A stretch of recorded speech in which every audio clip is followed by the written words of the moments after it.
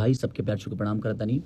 और बहुत ही प्यारा सिनेमा जौना सिनेमा के बारे में लोगों से बहुत पहले जिक्र भी कैले रहनी जब ओकर ट्रेलर रिलीज भई रहे।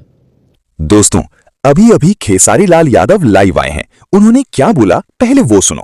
भाई सबके प्यार छू के प्रणाम करता नहीं। और बहुत ही प्यारा सिनेमा जौना सिनेमा के बारे में लोगों से बहुत पहले जिक्र भी कैले रहनी जब ओकर ट्रेलर रिलीज भई रहे। और आज पूरे हो चुकल बा सिनेमा हॉल में। तो बस रउआ सबसे यही रिक्वेस्ट बा कि जे भी हमके प्यार करेला, दुलार करेला, जे आशीर्वाद देला, जेकर आशीर्वाद से हम यहाँ तक ले पहुँचल बानी, और वो लोग से बस यही निवेदन बा कि अगर भोजपुरी भाषा के बचावे के बाद तो हमनी के सिनेमा के बढ़ावा देवे के पड़ी और के हर कलाकार के सोचे के पड़ी। और वो लोग इनके भी अपना भाषा के बेहतर करे खातिर सिनेमा हॉल जाए के पड़ी, थिएटर जाए के पड़ी। और हम बोलले रहनी कि इस सिनेमा ना बल्कि एगो ऐसन आदमी के आस्था जुड़ल बा सिनेमा से, हमारे सुशील उपाध्याय जी जो जमुना के डायरेक्टर बानी, मेहरबान फिल्म के डायरेक्टर सुशील भैया बानी। और आज हमनी के बीच में वहाँ के नहीं खी, बहुत आशा रही वहाँ के कि रिलीज हुई वहाँ के देखी, लेकिन भगवान के शायद कुछ अलग मर्जी रहे। तो बस इस सिनेमा इतना प्यारा बनल बा, ये में परिवार से लेके भाई से लेके हर उस समाज खातिर कुछ न कुछ बेहतर एमे दिहल गइल बा। चाहे वो गाना रो लोग सुन ही बनी रजवा रे रजवा, जो ना कि पहला गाना रिलीज भइल बा। तो बस हम रउआ सबसे यही अपील कर चाहतनी कि रउआ सब इस सिनेमा हॉल तक जाई और हर कलाकार के प्यार करी। भोजपुरी भाषा खातिर जौन भी हो सके रउआ सब अपना खातिर, अपने भाषा खातिर, अपना ये बबुआ खातिर, जो ना कि रउआ लोग खेसरिया कहिले, तो खेसरिया खातिर बस यह उम्मीद बा कि रउआ लोग अपने भाषा खातिर जरूर सिनेमा हॉल थिएटर में जाए। और जहाँ भी नज़दीकी सिनेमा में ऑल ओवर इंडिया लागल बाई, तो जहाँ भी रउआ के नज़दीकी सिनेमा घर में लागल होके ओ जी जाके अपन प्यार और आशीर्वाद मेहरबान के दी।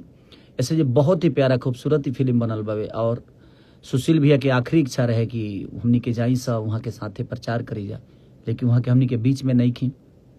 तो सब कलाकार के भी ढेर सारा बधाई, जे भी टेक्नीशियन इससे जुड़ल बा ओकरों के ढेर सारा बधाई, हमारे डिस्ट्रीब्यूटर वर्मा जी को भी ढेर सारा बधाई, सबके प्रणाम।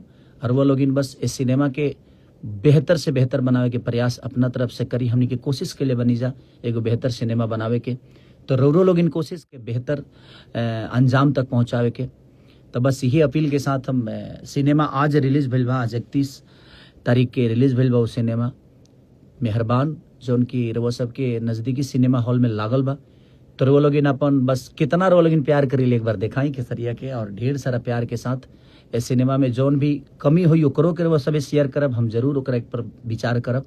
और जौन बेहतर हुई ओकरो खातिर वो जरूर शेयर करब अपना सोशल हैंडल से, ताकि हम ऊपर भी विचार करी।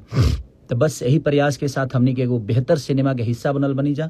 रउआ लोग एकरा के बेहतर बनाए में अपन कसर मत छोड़ी। और जे भी हमके प्यार करल जरूर जाई अपना भाषा खातिर, अपना भोजपुरी माटी खातिर, जवना से हमनी के दुनिया के बता सकी जाए जना हमनी के भाषा में ए टाइप के भी फिल्में बनेला।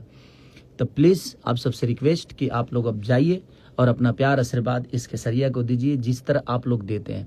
बाकी बोलबम के गाना भी बहुत सारा रिलीज है, ग्लोबल से, आपके खेसारी मूवी से और IVI चैनल से, सबसे रिलीज होता और आगे भी होत रही। तो लोग अपन प्यार और आशीर्वाद मेहरबान के दी, और जेंगा खेसरिया के वो सभी प्यार करी ले, दुलार करी ले, वही खेसरिया के दुलार और प्यार देते रही। नमस्ते, प्रणाम, लव यू ऑल भोजपुरी समाज।